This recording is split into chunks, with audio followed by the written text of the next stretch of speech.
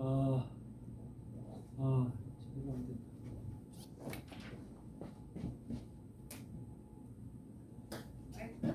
할렐루야. 제가 그동안 이제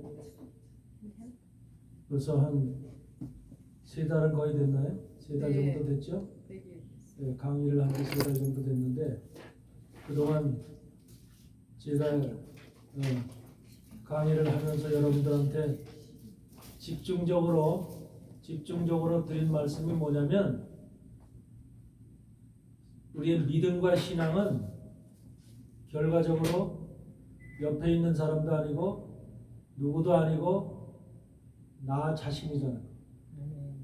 나 자신을 한마디로 잡는 거예요. 나 자신을 잡는 거예요. 네. 그래서 내 자신의 모든 것이 하나님이 보시기에 사람이 보는 눈이 아니라 하나님이 보는 눈으로 봤을 때 우리를 아름답다, 참도 장하다, 하나님의 너는 내 아들이다 이렇게 하나님이 언급할 수 있도록 우리에게 선포할 수 있도록 그렇게 우리의 모습이 변화되고 바뀌어져야 되는 거예요. 신앙생활을 오래 했는데도 변화되지 아니하고 내가 예전 그 모습 그대로라면 우리가 신앙생활하는 의미가 없어 전혀. 그래서 우리는 옛사람이 변해서 새사람이 되어야 된다는 성경이 있죠. 말씀이 옛사람은 육체의 사람을 얘기해요. 육체의 사람이 변해서 새사람이 된다는 것은 영의 사람이 된다는 거예요. 영의 사람. 하나님은 영이시기 때문에 영으로 소통해요. 영으로. 하나님은 육을 미워해요. 왜 그러냐면 육이라는 것은 사단이 거하는 집이야. 사단이 거하는 집이기 때문에 그 항상 우리의 육신을 통해서 사단이 역사하고 사단의 감정, 사단의 생각, 사단의 모든 것들이 육을 통해서 욕망이라는 세력이 계속해서 올라와. 사단의 욕망이 우리의 육신을 통해서 올라오기 때문에 우리의 하나님의 말씀과 성령으로 우리의 영이 강건치 않으면 육에 잡히게 돼 있어. 그래서 사람이라고 하는 하나님의 형상으로 지음받은 우리는 바로 하나님의 영이 없으면 한마디로 말하면 버린 자식이나 마찬가지야. 에덴 동산을 떠났을 때 에덴 동산을 아담과 하와가 에덴 동산으로 쫓겨났잖아. 에덴 동산 밖으로 쫓겨났을 때 그들의 삶은 한마디로 이제 기대가 없는 거야. 소망이 없는 거야. 그래서 그 기대와 소망이 없고 기대가 없는 이런 것을 한탄한 사람이 누구냐면 아벨이야. 그래서 여러분들 마음속에는 지금도 세상에 살면서 세상에 대한 소망이 있어요? 꿈이 있어요? 기대가 있어요? 지금 전쟁이 일어나는 거 보잖아요. 세상에. 그렇죠? 얼마나 많은 사람들이 죽어가요. 이렇게 많은 사람들이 죽어가는 세상 속에서 앞으로 더 어떤 것이 발생할지 어떤 무시무시한 일들이 발생할지는 우리도 모르지만 지금 그런 것이 이 세상에 정말로 사단이 역사하는 그런 세상 가운데는 마지막에 주님이 오시는 시간 이전에 이런 무시무시한 사건들이 벌어지게 돼 있어요. 이것이 바로 성경이 우리에게 말씀하는 거예요. 그러니까 우리 무시무시한 이런 사건들이 우리 앞에 놓여져 있는데 이것을 바로 환난이라 이렇게 얘기를 하는 거죠. 그래서 환난이라고 얘기하는데 이 환난을 우리가 필라델피아 교회에게 성도들에게 말씀하시는 걸 보면은 인내의 말씀을 지켰은즉 그래. 인내의 말씀을 지켰은즉 말씀을 지키는 자는 하나님의 말씀을 인내로 지켜간 자는 어떻게 환난을 어떻게 피하게 해주신대. 환난을 피하게 해주신대. 근데 말씀을 지키지 않은 자는 교회를 다니면서도 하나님 말씀과 무관하게 사는 자들은 그 환난 속에 들어갑니다. 고난 속에 들어갑니다. 그 고난은 전무후무한 고난이라고 해요. 전무후무한. 역사 속에서 없었던 전무후무한 고난이 우리 앞으로 남은 삶 속에 지금 존재하고 있다는 거죠. 지금 그것이 지금 중동서부터 시작되고 있는 거예요. 중동에서부터. 지금 중동에 있는 이란을 제외한 이슬람 국가들 중에서도 12개의 국가가 이란을 공격할 준비를 하고 있어요. 이란하고 원래 한 형제잖아. 이슬람 형제들이잖아. 그런데 12개의 나라들이 사우디를 비롯해서 쿠웨이트, 사우디, 아랍에미레이트 이런 나라들이 12개의 나라들이 지금 이란하고 적이 돼서 공격을 하려고 그랬어. 왜 그러냐면 이란이 사우디아라비아도 뭐 바레인에도 그렇고 아랍에미레이트도 그렇고 이런 데다가 막 그냥 미사일을 쏘는 거야. 그래가지고 그쪽에 있는 그 유전지대를 공격을 하는 거야. 유전지대를.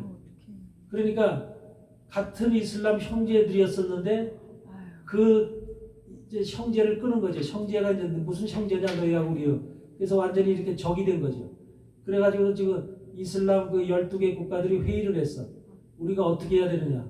그래서 저들이 저렇게 되면 우리가 공격해야 되지 않느냐. 이런 이제 공격하는 자들로 이제 미국하고 힘을 합쳐서 공격해야 되지 않느냐. 이런 쪽으로 이슬람 세력들이 지금 판이 갈라졌어. 이런 상태가 지금 벌어지고 있어. 이 판이 갈라져서 만약에 그게 거대한 이슬람 세계의 전쟁으로 발생한다면 어마어마한 거예요. 이거는. 이스라엘을 비롯해서 중동 지역 이슬람 세력이 엄청나게 많습니다. 이슬람의 인구가 중동 지역에서 한 17억인가 그 정도 될 것 같아요. 어마어마한 인구가 그 이슬람 세력인데 이 인구가 전쟁을 붙는다면 어떻게 되겠어요? 특히 기름이라는 게 거기서 다 나오는데 기름이 지금 움직이지 않잖아요. 그 기름이 호르무즈 해협에서 이제 이동하지 못하니까 한국도 지금 기름값이 엄청 올랐죠. 미국도 다 올랐죠. 이 기름이 세상은 기름으로 아직까지는 소통이 되는 거예요. 기름으로. 기름이 없는 나라는 고난을 받지만 기름이 있는 나라는 그래서 그 중동 지역이 부유하게 살았던 것 같아요. 근데 기름을 소통하지 못하게 하니까 또 기름에다가 갖다 폭탄을 갖다 부으니까 그게 폭발하니까 기름을 떠내지 못하니까 이런 세상의 경제적인 아픔, 경제적인 고난이 지금 우리 앞에 놓여 있어. 앞에 대기하고 있어. 경제적인 그런 문제들이.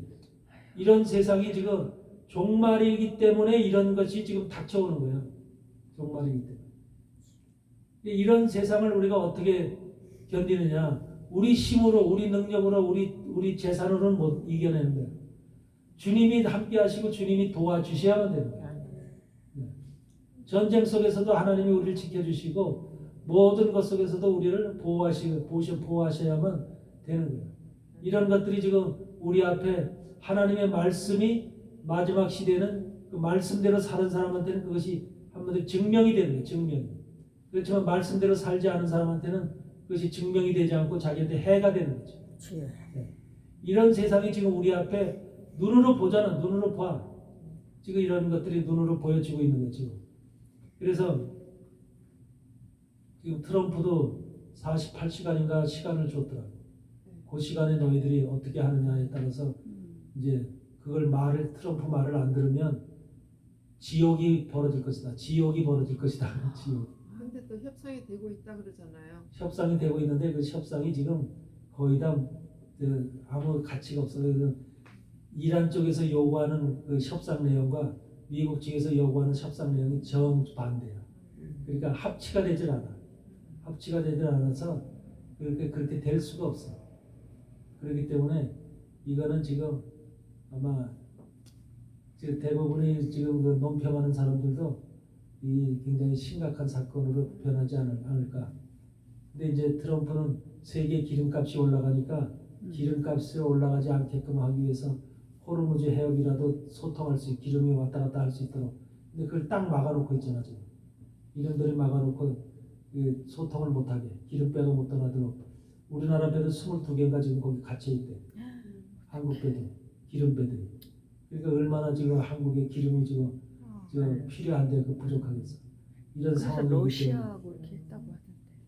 그러니까 이제 변칙적으로 이제 다른 나라하고 이제 기름 협상을 해서 사오는 것으로 지금 하고 있지만 그래도 이제 원래 우리나라의 70% 이상의 기름이 중동에서 다 왔거든. 이런 상황 속에서 지금 미국도 기름값이 올라가면 안 좋지만은 한국은 이제 전 세계가 다 마찬가지. 경제 불황이 이런 세계 되면 경제 불황이 오는 거예요. 그래서 세계가 경제적인 어려움이 오면은 과연 우리가 어떻게 이 세상을 우리 인간의 마지막 시대 지금 현대인들의 삶은 경제잖아. 경제. 돈이잖아. 돈이 있어야 살고 돈이 없으면 죽는 거잖아. 이런 세상인데 이런 세상에서 하나님은 여러분들을 반드시 지키시고 보호하시고 여러분들 풍부하게 해주실 줄 믿습니다. 아멘.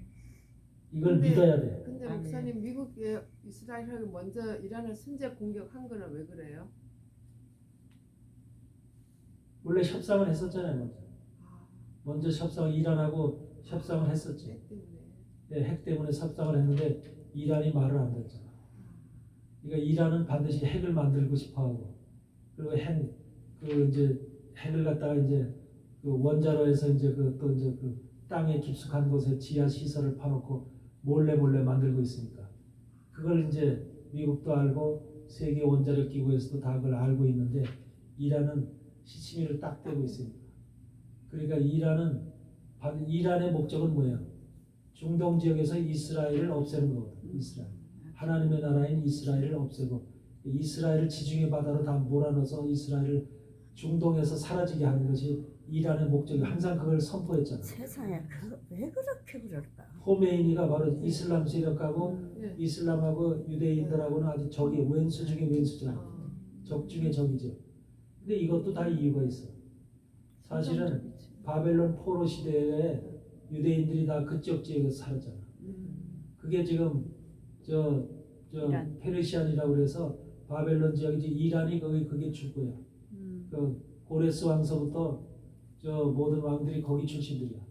그 이란 사람들이 사실은 하나님이 이 유대인들이 대적하는 상당히 많이 유대인들이 포로로 붙잡혀갔던 거야. 근데 포로로 그러니까 하나님의 계획이야 그것도. 오늘 종말을 이루기 위한 하나님의 계획인데 여러분들 이란과 이라크 그 지역이 옛날에 유대인들이 포로로 붙잡혀가서 그 속에서 살던 지역이거든.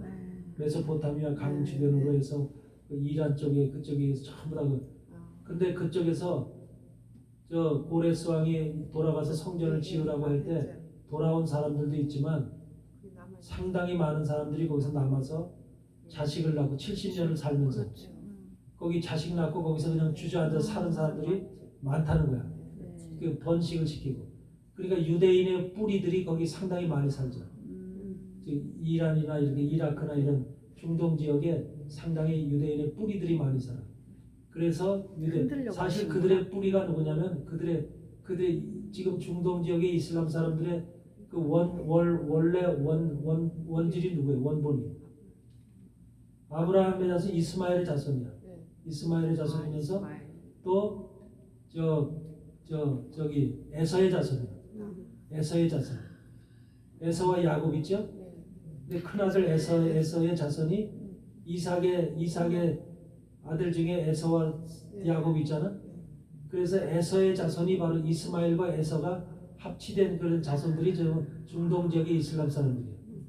그러니까 하나님으로부터 버림을 받아서 유대인 속에 들어가고 하나님의 품 안에 들어가지 못했지만 그래서 그들은 이제 이방인이 돼버렸잖아.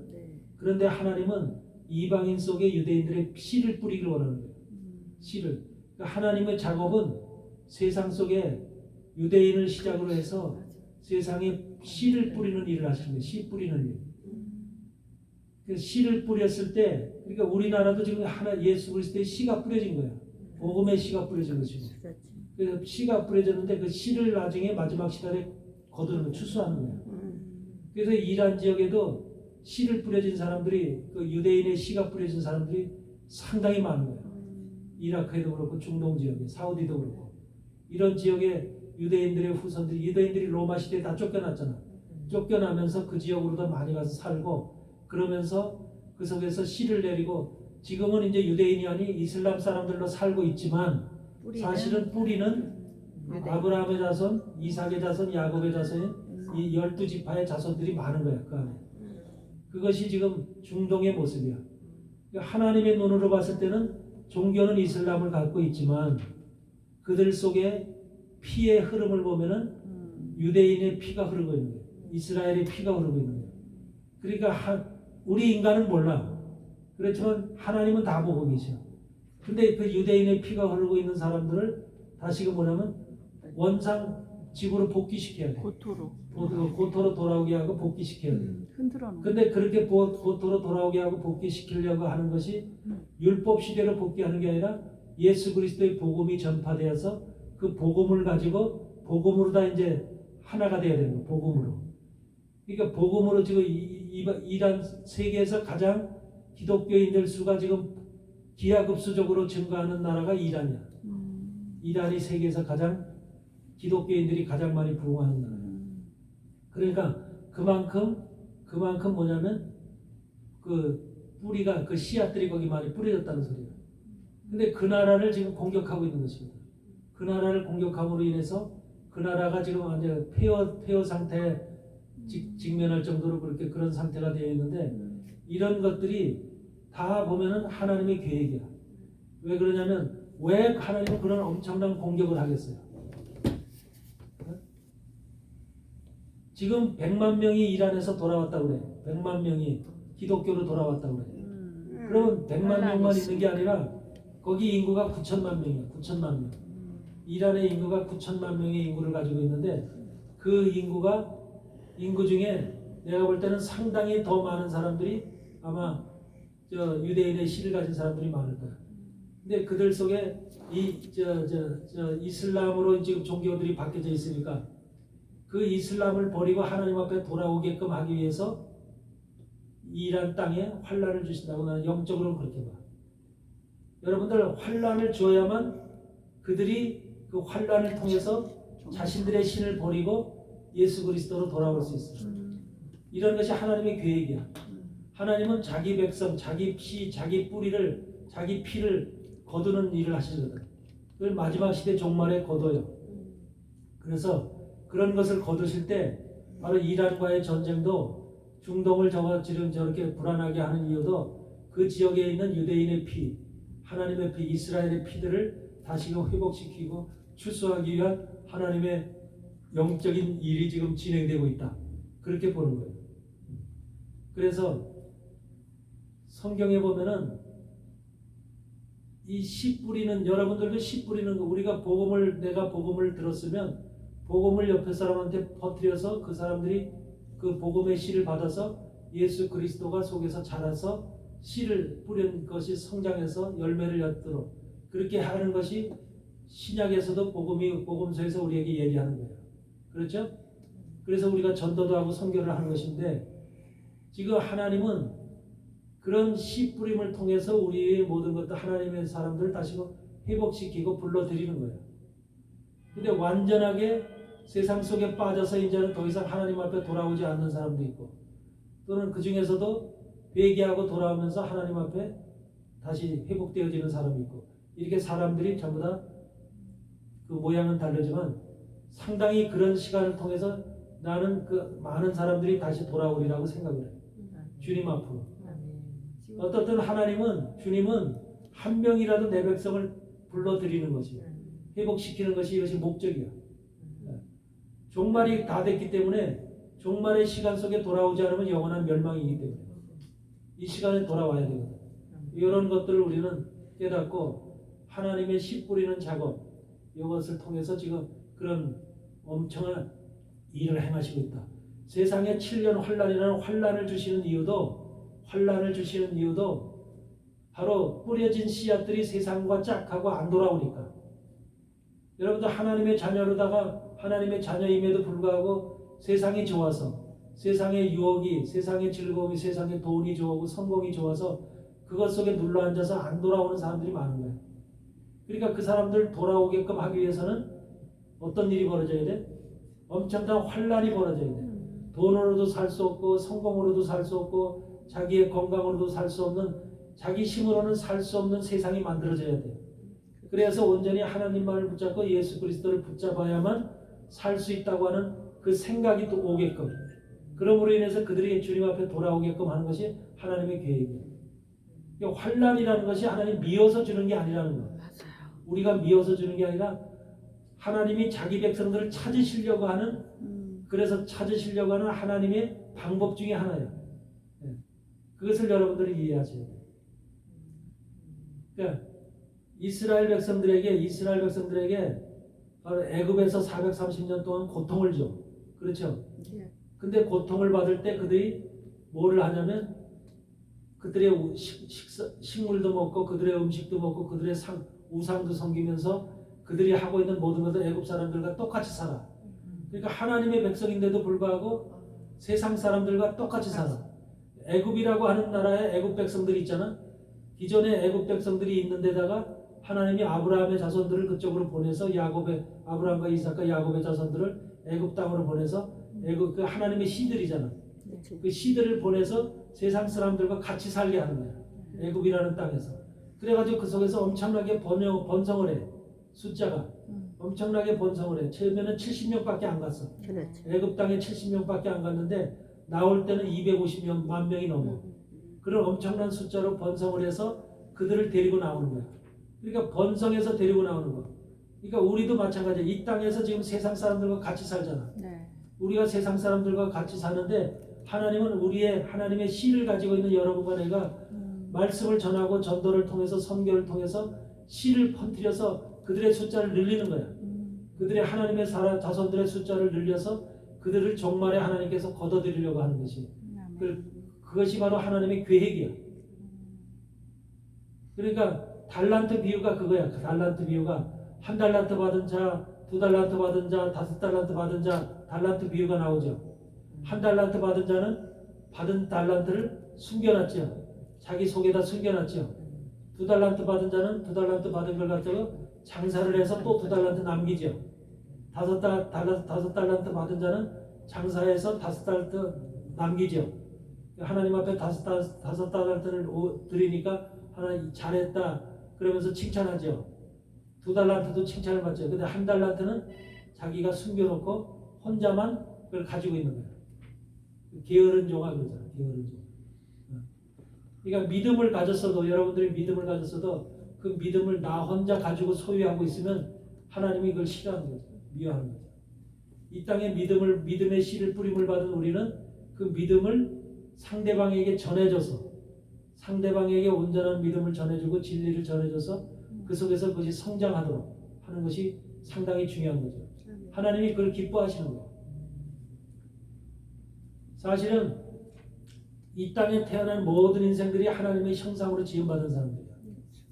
근데 그 중에서 하나님의 형상으로 지음받은 사람들 속에서도 뭐냐면 아브라함과 이삭과 야곱의 자손들이 있듯이 영적으로도 아브라함과 이삭과 야곱과 같은 영적 자손들이 있는 거예요.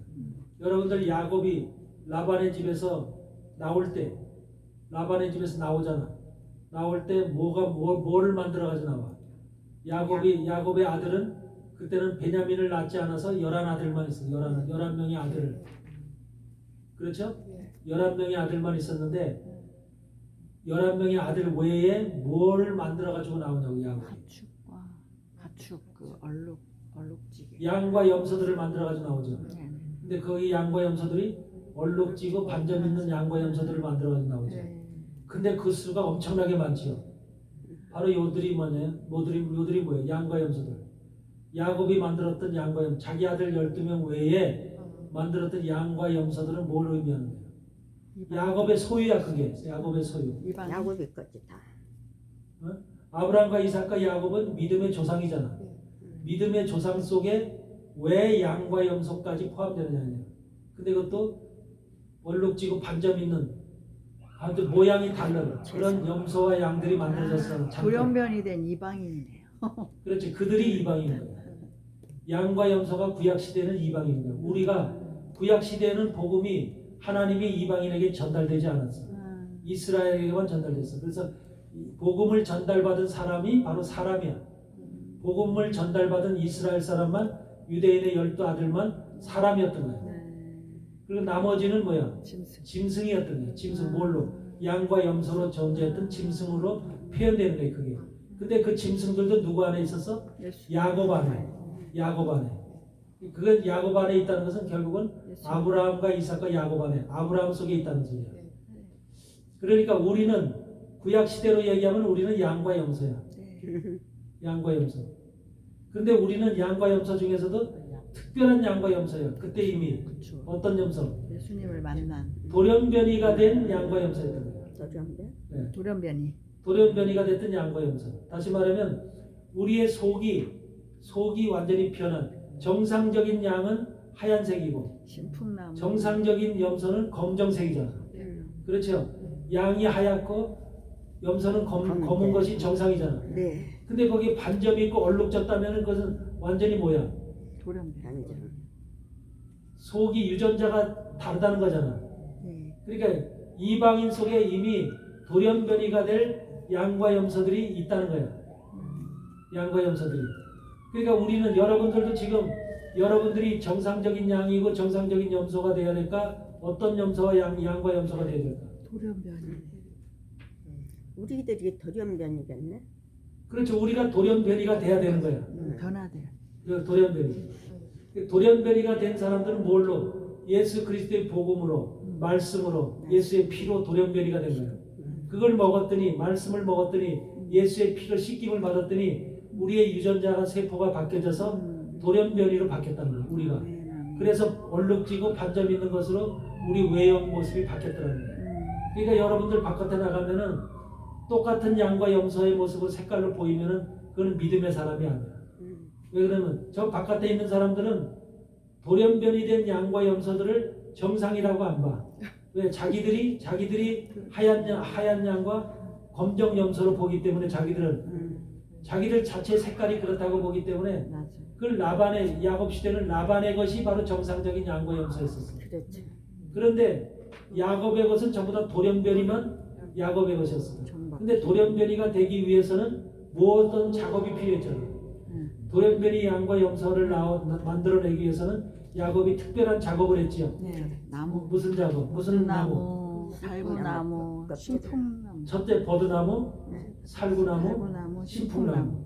이 세 가지 나무를 양과 염소가 먹는 물 위에다가 딱 세워놓죠. 근데 그것도 껍질을 벗겨서 버드나무, 살구나무, 신풍나무에 그걸 갖다 딱 세워놓으니까 염소들이 원래는 정상적인 염소들이 와서 하얀 양, 신양과 검정 염소가 와서 물을 먹었는데 그래서 새끼를 임신을 해서 새끼를 낳을 때는 무슨 염소? 얼룩지고 반점 있는 것을 나타나는 거예요. 그러니까 그 뭐를 보고 먹었을 때 말씀. 버드나무, 살구나무, 신풍나무에 껍질을 벗겨진 물 구에 이렇게 세 가지의 나무가지가 서 있는 거야. 근데 그거를 보고서 물을 먹는 거야. 그게 뭐야? 예수 그리스도를 얘기하는 거야. 버드나무는 말씀으로 오신 예수 그리스도. 말씀으로 오신 예수 그리스도를 말씀하신 상징하시는 것이고 또 살구나무는 부활하신 예수 그리스도를 상징하시는 것이고 신풍나무는 우리의 죄를 대속하신 예수 그리스도를 상징하는 것이고 그러니까 예수 그리스도가 이 땅에 오신 목적 그것이 딱 서 있는 거야. 우리도 예수님이 오실 때 우리의 십자가 사건을 통해서 피 흘리심으로 우리 죄를 속죄하기 위해서 오셨죠. 신풍나무 같은 모습으로. 그 다음에 살구나무와 부활하신 예수 그리스도 그리고 죽으시고 부활하신 예수 그리스도 그 다음에 버드나무 말씀으로 오신 예수 그리스도 그것을 우리가 신약 성경에서 주님이 오시면서 자기 몸이 그런 상태로 오신 거잖아. 우리는 그 말씀을 신약의 복음으로 들은 거잖아. 바울과 베드로 이런 사람들은 그걸 전한 거잖아요. 그래서 그걸 먹고 우리는 여러분들 색깔이 바뀌어서 하나님이 보실 때는 다 돌연변이 색깔로 바뀌어져 있는 거예요. 여러분. 돌연변이 색깔로 바뀌어져 있지 않으면 하나님의 자녀가 될 수 없는 거예요. 네? 그래서 야곱 속에 있던 수많은 양과 염소들을 때 돌연변이 된 얼룩지고 아름지고 한 이 양과 염소들을 잔뜩 끌고 가잖아. 라반의 집에서 나와서. 이스라엘 백성들이 12명밖에 안 돼. 이스라엘 아들들은 12명밖에 안 돼. 그렇지만 이방 양과 염소에 속한 이방들은 어마어마하게 많아요. 그러면 우리는 지금도 양과 염소냐? 이제는 양과 염소가 아니야. 예수 그리스도의 복음을 듣고 난 이후서부터는 양과 염소가 예수 그리스도의 복음으로 뭐가 되냐? 사람이 되는. 예수님이 이방 사람들은 예수 그리스도가 오셔서 피 흘려 돌아가시고 제자들 사도들 통해서 복음이 증거됐잖아. 우리가 사도의 복음을 받은 거잖아. 사도들의 복음. 바울이나 이런 복음을 받아들여서 우리가 예수의 사람으로 바뀌었잖아. 그렇죠? 그렇기 때문에 우리는 이제 예수 그리스도라고 하는 하나님의 영적인 영의 하나님이신 그분이 육신을 입고 이 땅에 와서 행하신 일을 믿고 받아들임으로 인해서 우리가 이제 그분의 사람이 된 거야. 그러므로 인해는 우리는 이제 양과 염소가 아니라 사람으로 바뀐 거야. 진짜 사람으로. 이스라엘 사람들은 구약 시대 하나님을 만났기 때문에 하나님의 말씀을 율법을 들었기 때문에 그때 사람이 된 것이고 우리는 신약 시대에 예수님이 오셔서 복음을 우리에게 주셨기 때문에 그 복음을 받아들여서 사람이 된 거예요. 근데 우리가 사람이 되기 이전에는 양과 염소의 모습으로 야곱 안에 있었던 거예요. 그러니까 하나님은 이스라엘 백성의 12아들이 야곱 품 안에 있었던 것처럼 그들 안에 그들만 있었던 게 아니라 돌연변이 된 양과 염소가 함께 있었잖아. 그러니까 이것이 마지막 시대도 이스라엘의 12아들 속에 자녀들이 있고 그 다음에 우리 이방인이 돌연변이가 된 사람들, 즉 사람으로 바뀐 여러분과 같은 그런 사람들이 이스라엘과 저도 육적인 이스라엘과 함께 야곱의 품 안에 있는 거야. 그렇게 하나님은 이미 예정을 해놓으시고 이미 예언을 해놓으시고 예언을. 그러니까 우리만 달랑 구원받는 게 아니고 유대인만 달랑 구원받는 게 아니고 유대인과 우리가 함께 구원을 받는 거예요. 근데 그들이 우리보다 먼저 사람이 됐어. 하나님의 법을 받은 사람을 하나님은 사람이라고 그래요. 하나님이 없는 사람은 짐승이라고 그래요. 하나님이 없는 사람은 짐승이라고 그래요. 그런데 하나님께 예레미야 31장에서도 얘기하듯이 뭐라고 얘기를 하냐면 내가 하나님께서 뭐라고 하냐면 내가 때가 이르니 사람의 씨와 짐승의 씨를 뿌릴 날이 오리니 사람의 씨와 짐승의 씨를 뿌릴 날이 오리니. 그러니까 지금 우리는 사람의 씨가 뿌려진 거야. 예수 그리스도를 통해서 사도들을 통해서 사람의 씨가 복음의 예수 그리스도라고 하는 그 영적인 하나님의 아들인 그 사람의 씨가 우리 속에 뿌려져서 우리도 이제 하나님으로부터 인정받는 온전한 사람으로 바뀐 거야. 이해되죠? 그런데 이렇게 바뀌었는데 우리만 바뀐 것이 아니라 이스라엘 사람들도 사실은 예수 그리스도 안으로서 온전한 사람으로 바뀌어야 되잖아. 근데 저들은 아직 예수로 돌아오지 않았어. 구약의 하나님만 보고서 자기네들만 그냥 우리는 선민이니 하나님의 자녀들이니 이렇게 생각하고 있는 거야. 그렇게 이제 한번 그것은 주님이 하나님이 인정을 안 하는 거야. 이제는 저들이 오히려 짐승이 되는 거야. 신약 시대 와서는 이 유대인들이 오히려 짐승이 되는 거야. 왜? 돌아오지 않았기 때문에.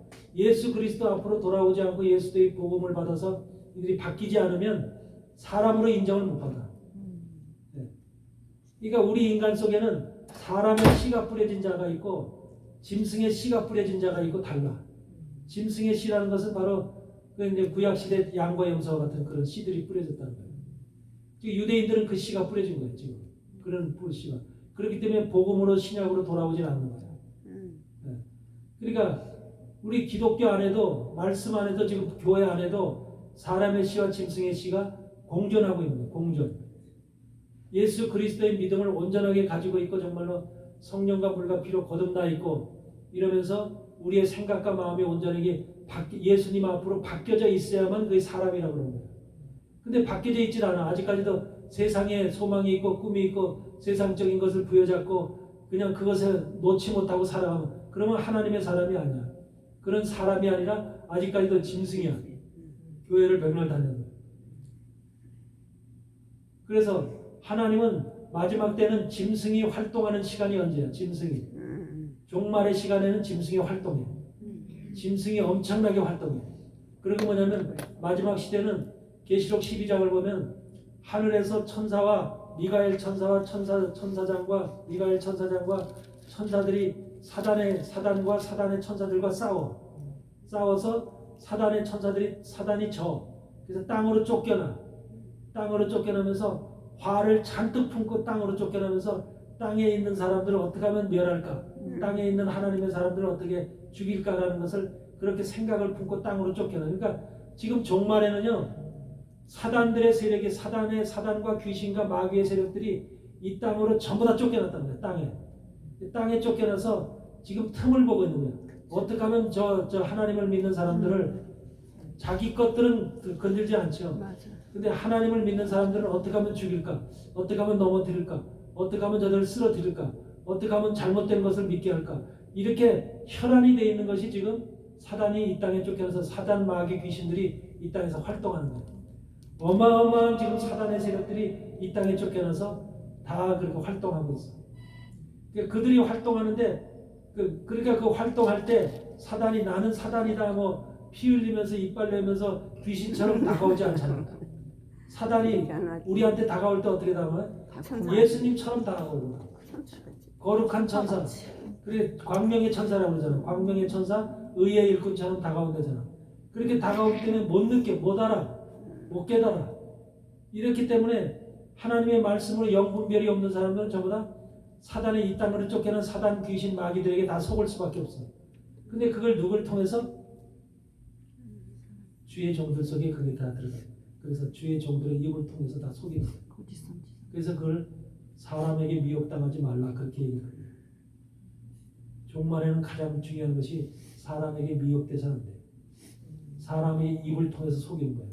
사람의 입을 통해서 속이고, 사람의 입이 뭐냐면 입에서 독이 나오는 거예요. 독이. 그럴듯한 독이 나오는 거예요. 아주 여러분들 사기꾼들한테 사기당할 때 사기를 치려는 그 속셈을 보이면 누가 당하겠어? 응? 완전히 돈을 벌 수가 있고 뭐가 그럴듯하게 뭔가 정말로 우리가 홀딱 넘어갈 수 있도록 속이니까 거기 다 넘어가잖아. 그러고서 그러니까 사기를 치는 사람도 문제지만 사기를 당하는 사람도 문제가 생겨요. 분별력이 없기 때문에 사기 당하는 거예요. 우리가 교회를 다니면서도 분별력이 없기 때문에 미혹의 영들한테 당하는 거예요. 잘못된 영들한테. 이것을 우리는 제대로 이해를 하고 제대로 깨달아야 돼요. 우리는 항상 그런 관계로 하나님은 씨 뿌리는 일을 통해서 다시금 종말에 회복한다, 회수한다. 신앙의 단계가 애굽에서의 신앙의 단계가 있어. 애굽에서 우리 여러분들 세상적에서 세상 사람들과 함께 살았잖아. 그때는 세상 음식 먹고 세상 신성기고 세상 사상 철학 세상의 지식을 배우면서 살았어. 바로 모세도 그렇게 살았어. 모세도 궁중에서 40년을 그렇게 살았어. 그렇죠? 근데 하나님이 그를 갖다가 광야로 쫓아내잖아. 광야에서 40년을 살잖아요. 광야 80살 될 때까지. 광야에서 40년을 살면서 양치기를 하면서 아무것도 없는 거지. 옷 속에서. 왕자였던 그를 하나님께서 광야로 보내서 양치기를 시키면서 인생이 허무하다. 세상의 권력과 신, 왕자로서도 아무것도 아니로구나. 나의 인생이 뭔고. 모세는 모세 나름대로 얼마나 자기 자신에 대해서 생각을 많이 해봤겠어. 철학적인 생각을 많이 했겠지. 아무것도 아니로구나. 우리에게는 정말 인생이라는 것은 정말로 뭐 가진 것도 그렇고 임금도 그렇고 왕도 그렇고 왕자도 그렇고 아무 소용이 없구나. 우리에게 필요한 것은 오직 여호와 하나님뿐이로구나 라고 하는 것을 깨달았죠. 그러니까 떨기나무 불꽃 가운데서 주님의 음성을 듣는 거잖아. 떨기나무 불꽃이 누구야? 떨기나무의 불꽃에서 하나님이 모세야 모세야 부른 거야? 네? 떨기나무 불꽃이 어떤 의미예요? 내 안에 심령에 모세 자신이 40년간 광야 생활을 하면서 자기 자신이 떨기나무가 됐다는 거예요. 떨기나무. 떨기나무는 뭐야? 가치가 있는 나무요. 아무튼 불쏘시개로밖에 쓸 수 없는 나무예요. 불쏘시개로밖에 쓸 수 없는 나무가 떨기나무죠. 네. 그런 나무. 자기 자신이 원래는 왕자로 있을 때는 백향목나무 같은 사람이었어요. 백향목나무. 잣나무, 백향목나무 같은 그럴듯한 나무였어서 멋있는 나무. 남들이 봤을 때도 아, 저 나무는 참 멋있다. 우리가 나무도 봤을 때 그런 쭉 뻗은 나무들 있잖아. 네. 잣나무라든지 백향목 쭉쭉 뻗었잖아. 그런 나무를 봤을 때 멋있다. 근데 가시덩굴 같은 그런 나무는 나무 같지도 않잖아. 얼마나 가치 없은 그런 존재로 백향목나무 같은 모세의 존재가 가시덩굴과 같은 그 모세의 모습으로 바뀌었다는 자신이. 그게 바로 가시덩굴 같이 바뀌어 있는 모세의 모습인 거예요. 그래서 근데 그 안에 누가 서 있어? 불이 탔다는 거예요. 불이. 하나님. 하나님의 영이 불꽃 같은 영이 자기에게 임했다는 거야. 임했다는 거야. 그래서 그 속에서 이 안에서 하나님의 영이 모세 안에서 그 모세야 모세야 부르는 거예요. 저쪽에 가시나무가 있고 그 나무 속에서 모세여서 부르는 게 아니라 내 안에 모세의 모습을 얘기하는 거예요. 모세의 모습. 네? 그래서 모세의 모습 안에 바로 그런 가시나무 같은 그런 나무 안에 바로 하나님의 불이 임해서 그 불 속에 하나님의 영이 함께 하시고 그 불이 바로 불 속에 있는 하나님의 영이 모세야 모세야라고 부르는 그것을 상징적으로 표현한 것이 바로 그 말씀이에요. 모세는 여러분도 하나님 말씀을 저쪽에서 어디서 저쪽에서 누구야 불러서 듣는 게 아니라 하나님의 말씀 우리의 심령 안에서 나를 부르는 거예요. 우리 안에서. 그렇죠? 그런 하나님은 그런 음성을 들어야만 되는 거예요. 그런 음성을. 그 안에서 강권사야 부르시는 음성을 들어야 되는 거지. 저쪽에서 강권사야 부르는 음성 그건 가짜야. 그건 가짜고 그런 걸 쫓아가면 귀신에게 홀리는 거예요. 아셨어요? 그래서 항상 하나님의 소리는 우리 심령 안에서 들리는 거예요. 심령. 이걸 반드시 기억하셔야 돼요. 모세가 그런 사람으로 바뀌었다는 거예요. 그러니까 그런 사람으로 바뀌니까 떨기나무 같은 그런 존재로 바뀌니까 그때 비로소 하나님께서 사명을 주시는 거예요. 사명. 그러니까 우리도 떨기나무 같은 존재가 되었을 때 하나님의 사명을 수행할 수가 있는 거예요. 그러면서 또 떨기나무로 바뀐 모세할 나는 입이 둔해서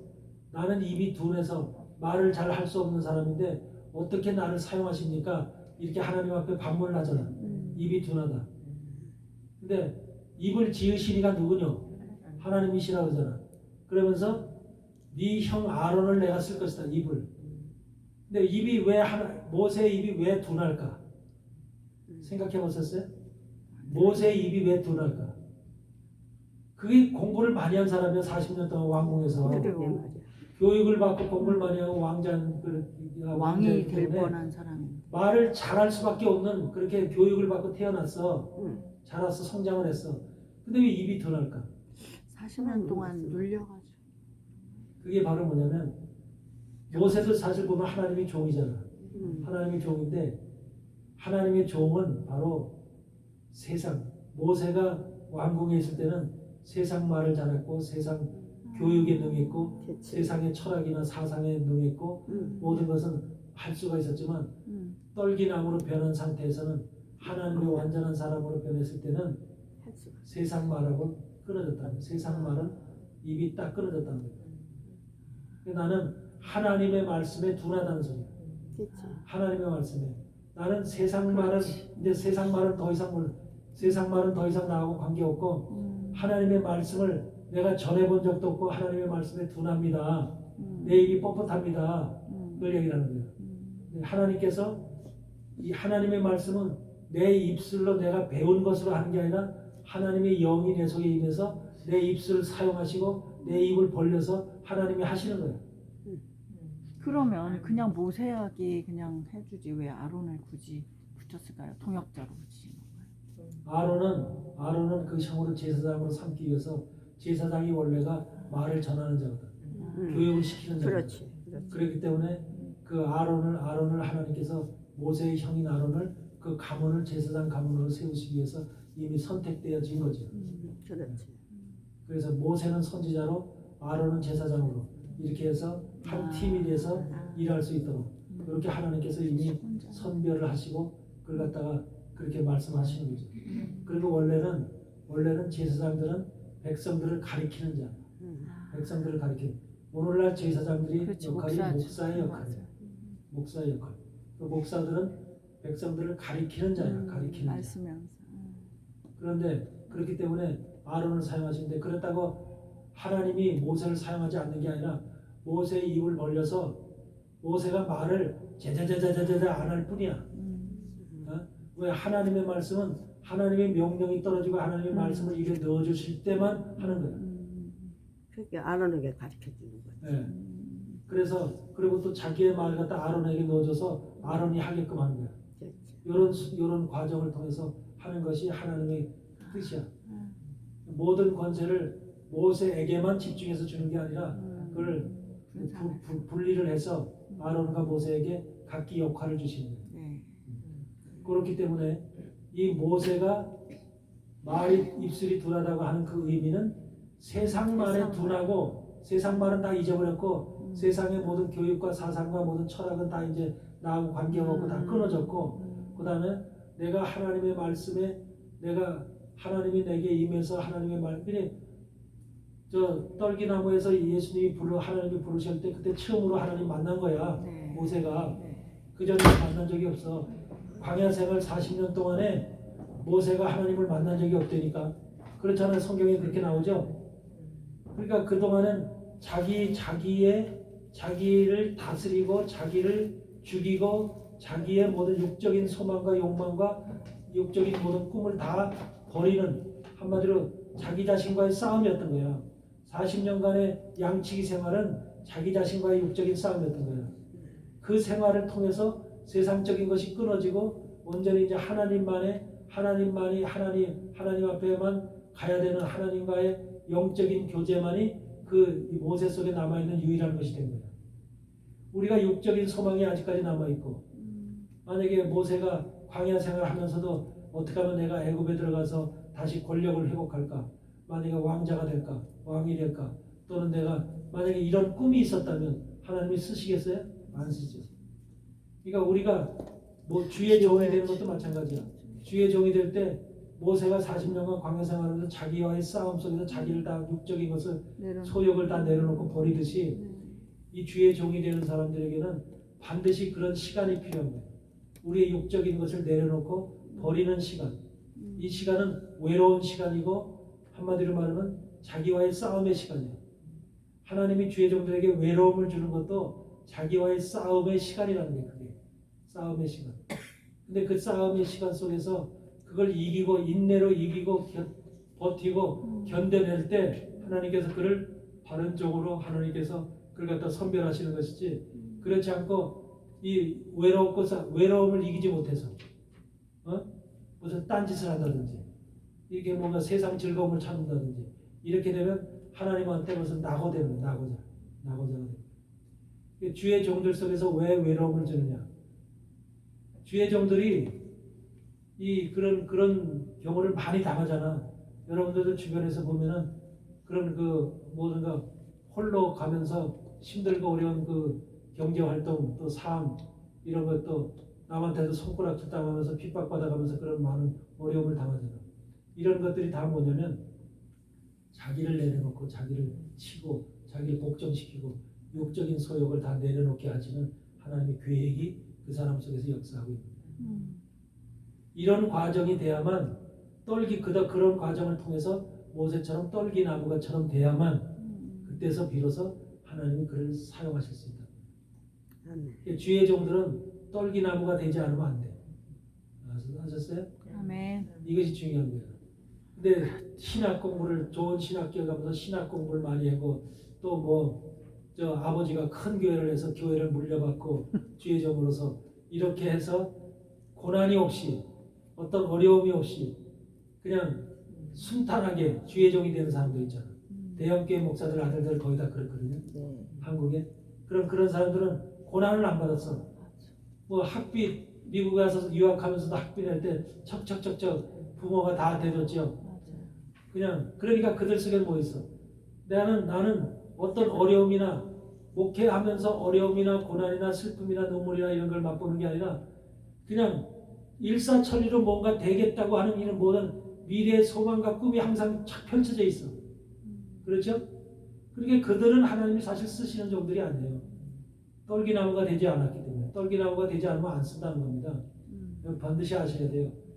주의 종들에게 당하는 아픔과 슬픔과 눈물은 다 이유가 있는 거예요.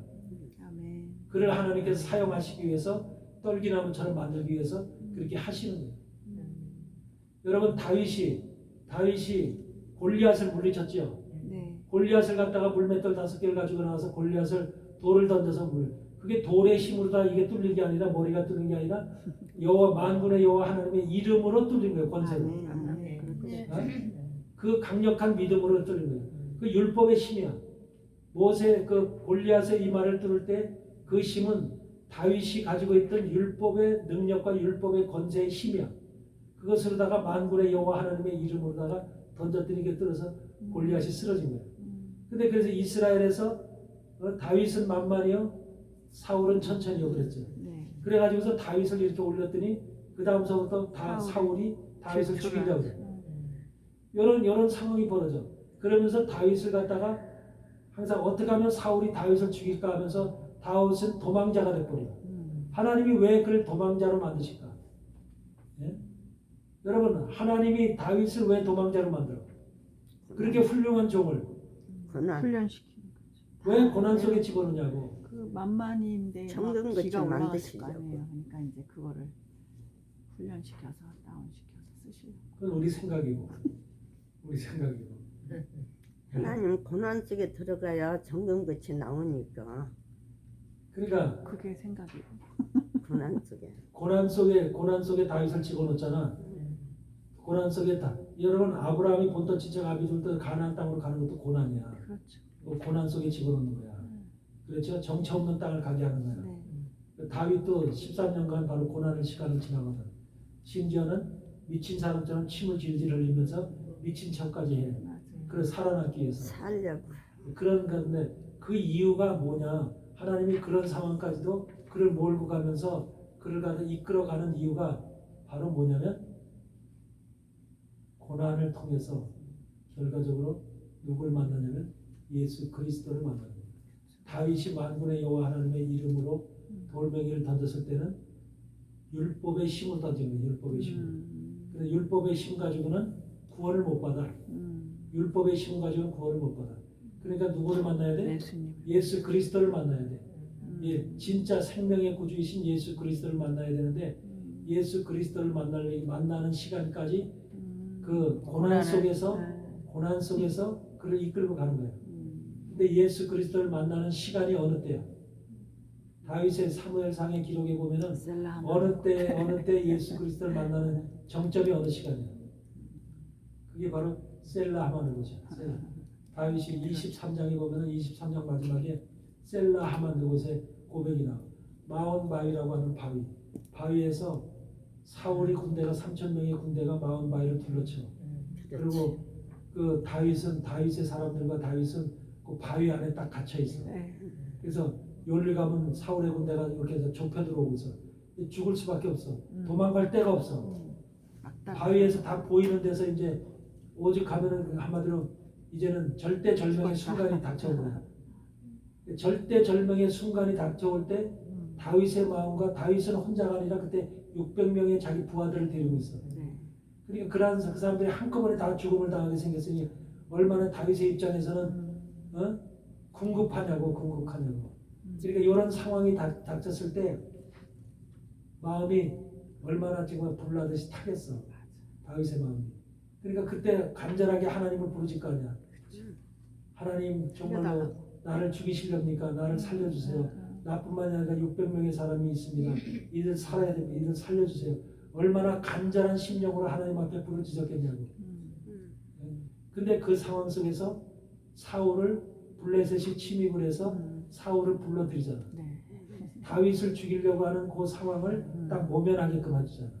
그래서 사울을 보고 저 전갈이 와가지고 블레셋에 침입했으니까 사울 왕이 돌아와서 바로 블레셋을 막아야 됩니다. 이것이 우선입니다. 적이 침입했으니까 적을 막는 게 우선입니다. 그래서 그를 갖다 불러들이잖아. 그 절대절명의 순간에 바로 다윗이 그 하나님께서 그를 한마디로 그러니까 블레셋이 침입하게끔 만드는 거야. 그래서 사울이 돌아가게끔 만드는 거야. 그렇지. 그럼으로 인해서 다윗이 거기로부터 벗어나게끔 그 상황을 그래서 마온바위를 그래서 셀라 하만 느곳이라고 이름을 붙인 거야. 그러니까 그런 셀라 하만 느곳이라고 하는 이름이 뭐야? 깨어진 바위, 쪼개진 바위, 찢어진 바위. 바위라는 반석은 바로 예수 그리스도를 얘기하는 거예요. 예수 그리스도가 반석이죠? 바위 자체예요. 바위 자체. 근데 바위 자체인 예수 그리스도가 찢어지고 쪼개지고 갈라졌다는 거예요. 뭘 얘기해?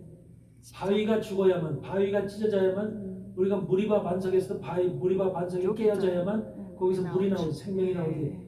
예수 그리스도라는 그분이 반석이신 그분이 찢어지고 깨어지고 부서져야만 그 속에서 생명수가 나오듯이 생명수가 나오는 거죠.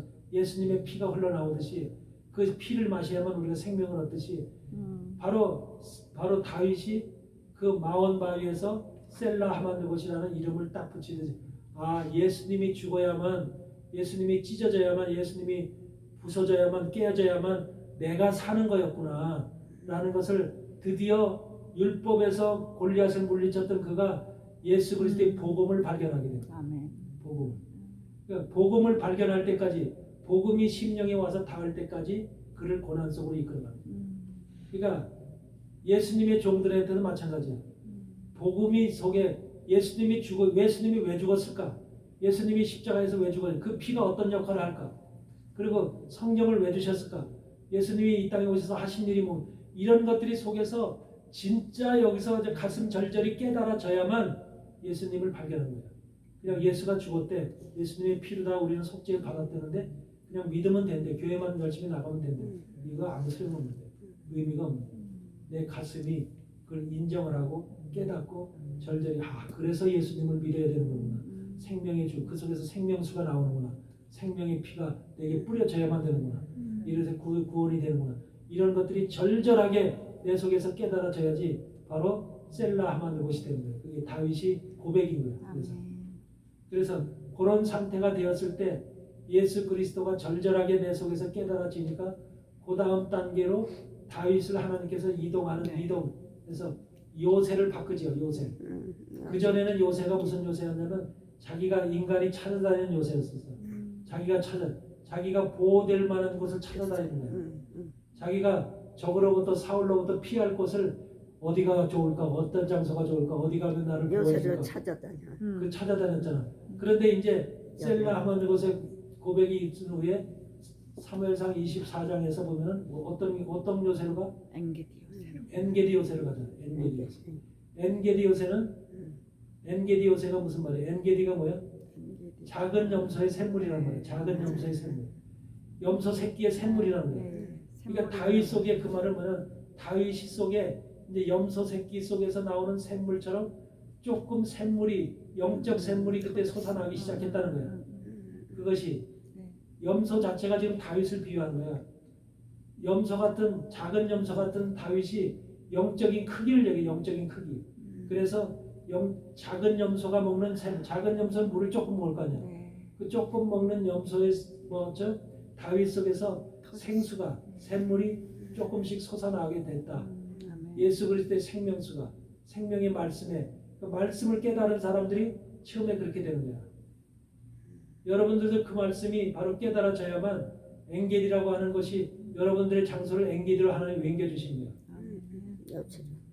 근데 엔게디로 옮겨지면 엔게디의 장소로 옮겨지면 그는 하나님이 지키시고 보호하는 요새야. 그렇기 때문에 사단이 손을 못 대. 적이 여러분들 공격을 못 해. 그러니까 여러분들이 공격을 세상에서부터 공격을 당하지 않고 적으로부터 사단의 눈을 피하고 사단으로부터 보호를 받고 절대로 여러분의 가정이나 사업이나 개인적으로 건강이나 여러 가지 면에서 지킴을 받을 그거 다 사단의 공격이거든요. 그런 것으로부터 보호함을 받고 지킴을 받으려면 엔게디 요새로 하나님이 옮겨주시는 요새로 엔게디 요새로 여러분이 옮겨져야 돼요. 그 요새는 내가 직접 발로 찾아가는 요새가 아니라 하나님이 나를 옮겨주신 요새예요. 이 엔게디 요새, 영적으로 엔게디 요새로 들어간 사람은 이 세상의 삶 속에서도 절대적인 보호를 받아. 아멘. 사단이 그를 터치할 수가 없어. 손댈 수가 없어.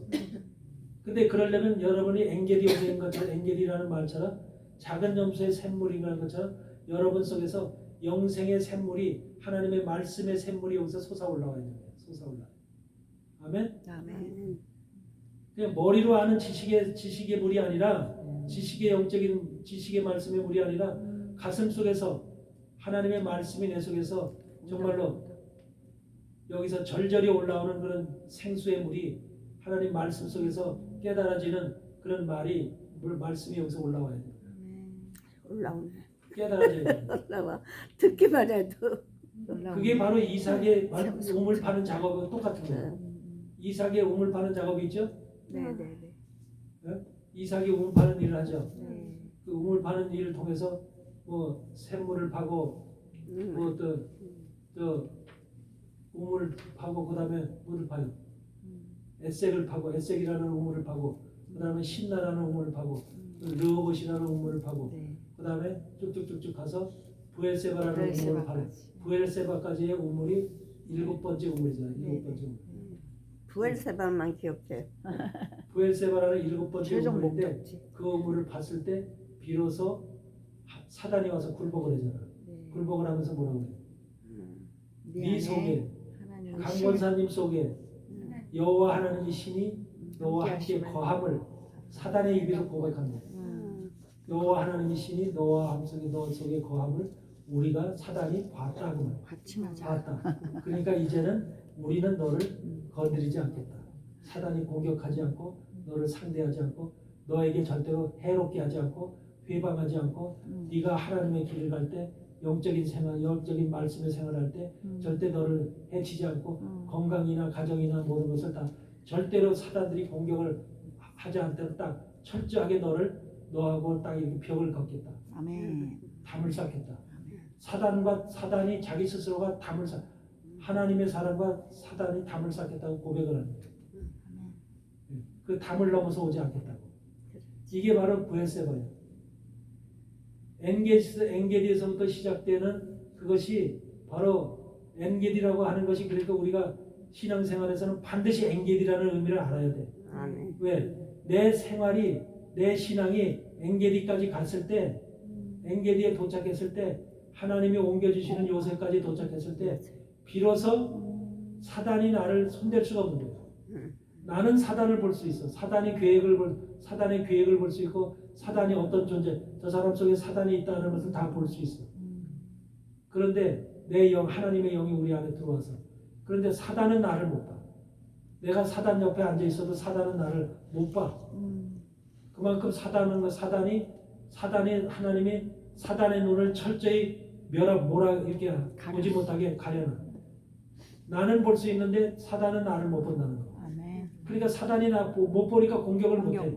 해롭게 못해. 그게 엔게디야. 아멘. 우리 이 세상의 신앙 속에서 바로 그런 단계에 올랐을 때 바로 우리의 이 신앙이 하나님을 정말로 하나님과 함께하는 신앙이 되면서 철저히 보호받는 신앙이 되는 거야. 보호받는 신앙. 그렇지 않으면 그런 엔게디에 들어가지 못하면 계속해서 내가 찾아다니는 신앙. 눈으로 보고 어디 가면 살까, 어디 가면 내가 보호를 받을까, 내 눈으로 내 지식으로 찾아가는. 그런데 그렇게 찾아가면은 어떻게 되냐면 계속해서 나는 좋은 데서 숨었다고 생각을 하는데 적에게 들켜. 계속해서 들켜. 그러면서 사울이야 다윗이 저기 있대요. 숨었는데 또 다윗한테 사울한테 고발해. 다윗이 저기 있대요. 어디 골짜기에 있대요. 어느 쪽 광야에 있대요.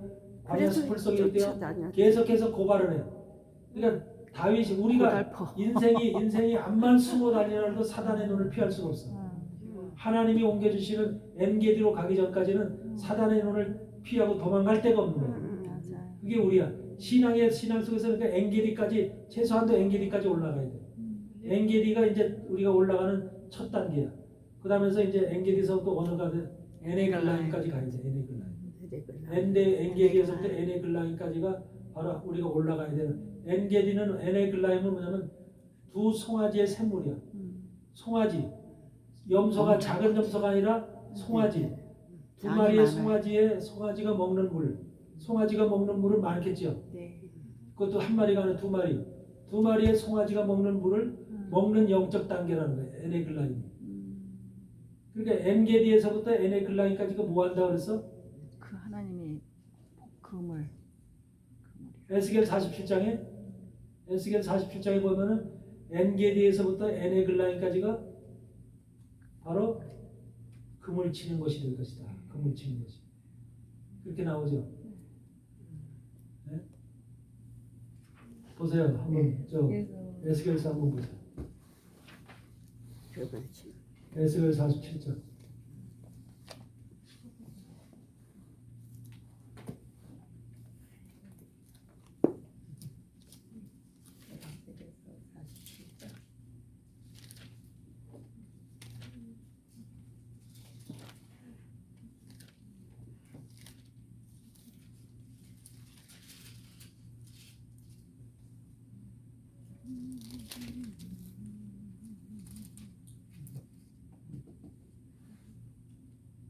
성전 밑바닥에서부터 밑에서부터 물이 흘러나오는 과정을 해서 발목까지, 무릎까지, 허리까지 또 넘지 못할 강이 되어서 물이 흐르잖아. 하나님의 말씀의 강이 흐른다는 거예요. 말씀의 강이. 말씀의 강이 흐르는데 거기에 어부들이 가서 어부가 지금 서 있어서 거기에 들어오는 고기들을 지금 받는 거야. 고기들. 근데 지금 10절을 보시면 47장 10절에 뭐라고 해요? 이 강가에 어부가 설 것이니 하나님의 말씀에 물이 흐르는 그 강가에 어부가 설 것이니 엔게디에서부터 에네글라인까지 금을 치는 곳이 될 것이라. 그 고기가 각기 종류를 따라 큰 바다의 고기같이 심이 많으리라. 엔게디에서부터 에네글라인까지가 금을 치는 거. 어부는 바로 예수님이에요. 어부가 예수님인데 예수님이 금을 치면은 고기가 금을 치는 그물 안으로 예수님의 그물 안으로 들어가야만 뭐가 되는 거예요? 구원이야, 구원. 즉 완전한 구원이야. 금을 이제 엔게디에 못 들어가면 다 금을 바깥에 있는 거예요. 네. 영적인 엔게디를 얘기하는 거예요. 영적인 에네글라임을. 네. 말씀의 물이 엔게디까지 올라가야지만 이 엔게디까지 올라가는 것이 바로 다윗이 바로 엔게디까지 셀라 하마는 것을 통해서 엔게디까지 옮겨졌을 때 바로 다윗의 신앙이 이제는 주님 안에 완전히 들어갔다는 거예요. 엔게디에서부터가 들어가는 장소야. 그러니까 여러분들이 이 주님 안에만 주님의 그물 안에만 들어가면 엔게디에서부터 에네글람 사이만 돼서 주님의 어부가 펼쳐는 그물 안에만 들어가면은 이 세상을 살 때 근심 걱정 고난 고통 슬픔 눈물이 없는 거예요. 할렐루야. 철저하게 하나님이 지켜주시는 거예요. 아멘. 교회 가서 열심히 기도했다고 해서 지켜지는 게 아니고 아멘. 교회를 열심히 참석하고 새벽 기도서부터 열심히 참석했다고 해서 그렇게 해서 되어지는 게 아니야. 하나님의 말씀의 비밀을 깨닫고 그 말씀의 비밀이 내게 이루어져야만 되는 거야. 아멘. 아멘. 그래야만 하나님이 나를 보호할 수 있는 거야. 지킬 수가 있는 거지. 아멘. 아멘. 하나님은 말씀대로 일하시는 분이고 말씀대로 역사하시는 분이기 때문에 내 생각으로 믿음을 한다고 해서 그 생각대로 이루어지는 게 아니에요. 아멘? 아멘. 그러니까 여러분들도 신앙의 목표를 어디다 정해야 돼요? 네. 엔게디에 내가 반드시 엔게디에 들어가야겠다. 에네글라이. 그래서 엔게디에서부터 엔게디 그물 안에 들어가야 되겠다. 그래서 그것이 엔게디에 들어가는 그물이 사무엘상 23장의 마지막 절에 셀라 하마느것이라는 단어야. 쪼개진 바위, 찢어진 바위, 부서진 바위. 예수님이 부서지고 깨어지고 쪼개졌을 때 거기서 나오는 예수의 피가, 예수의 생수가 바로 그것이 나를 살린다는 거야. 나에게 생명을 주고 다 죽어야만 됐던 다윗이 그걸 통해서 소생됐다는 거야. 삶을 얻었다는 거야. 예수님이 죽으시지 않으면 삶이 없다는 거야. 그것이 다윗에게 절실히 깨달아지니까 예수를 거기서 딱 만난 거야. 예수. 내가 율법이라고 하는 것은 만군의 여호와 하나님으로 골리앗을 물리쳤지만 그 힘으로 다 되는 게 아니라구나. 그것보다도 더 중요한 것은 셀라 하마느것이라고 하는 죽으신 예수 그리스도를 내가 만나야 되는구나. 예수님이 죽어서 흘리신 피가 바로 나를 적셔야 되고 그것이 왜 주님이 이 땅에 오셔야만 되는지 이런 것들이 깨달아졌을 때 바로 내가 온전한 예수를 만나는 것이고 그 내가 속에서 생수가 솟아나는 거예요. 이런 것이 바로 엔게디의 시작이기 때문에 엔게디가 여러분들한테는 반드시 신앙의 목표가 되어야 됩니다. 신앙의 목표. 아멘? 아멘. 그러니까 신앙이라는 것은 그냥 뭘 열심히 한다고 되어지는 게 아니에요. 오히려 열심이라는 말이 뭐예요? 열심이라는 말이. 우리 신앙을 보면 열심하고 열심을 가리키잖아. 어떤 목사들은 아주 새벽 기도도 열심 내라고 충성 이런 걸 가리키잖아. 가인. 근데 열심 충성이라는 게 뭔지 아세요? 하나님이 열심 충성되는 걸 좋아할까 싫어할까? 싫어요. 바르게 하면 좋아하시지. 하나님의 말씀에 열심. 말씀대로 바르게 하면. 근데 이걸 아셔야 돼요. 열심 충성이라고 하는 것은 바로 내만 좀. 뭘 얘기하면 내 육으로 하는 거예요. 육으로. 그렇지. 내 육으로 하는 것이고 내 생각으로 하는 것이고 내 의로 하는 것이고 나의 감정으로 하는 것이고 내가 나의 것으로 하는 거예요. 나의 것으로. 열심 충성을 내는 거예요. 그걸 뭐라고 했냐면 가나안이라고 해요. 가나안. 열심 충성. 왜 하나님이 가나안을 저주했을까? 가나안이요. 함이 죄를 졌는데 그 아버지 함이 죄를 졌잖아. 그렇죠? 셈, 함, 야벳 중에서 함이 죄를 졌잖아. 그런데 아버지 죄를 진 함을 저주하는 게 아니라 그 그 자식 가나안을 저주는 거예요. 음. 가나안이 네 아들 중에서 함의 네 아들 중에 막내 아들이에요. 막내 아들인데 그 막내 아들인 가나안을 저주하더라. 근데 가나안의 뜻이 바로 진흙이나 이런 흙이 된 존재들이에요. 진흙. 아마도 가치 없는 진흙과 같은 그런 존재들을 가리키는데 그를 우리를 얘기하는 거예요. 우리 같은 진흙과 같은 존재들인데 그 존재들이 뭘 하냐면 열심을 내고 열정을 내고 하는 것을 가나안이라는 거예요. 여러분 우리가 진흙이죠. 네. 그렇죠. 진흙. 진흙으로 태어났죠. 네. 그러니까 하나님이 진흙을 좋은 그릇으로 빚을 수도 있고 안 좋은 그릇으로 토기로도 빚을 수가 있고 그렇죠. 네. 그래서 우리가 한마디로 나쁜 것을 담을 수도 있고 좋은 것을 담을 수 있는 그릇에 어떻게 빚어지느냐에 따라서 우리의 그릇이 달라지겠죠. 그건 하나님 멋대로죠. 네. 그러니까 우리가 진흙이에요. 그런 진흙인데 우리가 열심을 내는 거야. 가나안으로.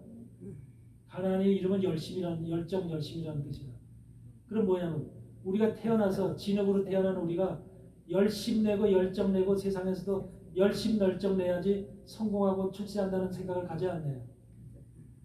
우리가 성공하고 출세하고 돈 벌고 좋은 집 살고 훌륭하게 자식들 잘 키우고 하려면 열심 열정을 내야만 가정도 부유하고 자식도 잘 키우고 그러잖아요. 그래야 안 그래요?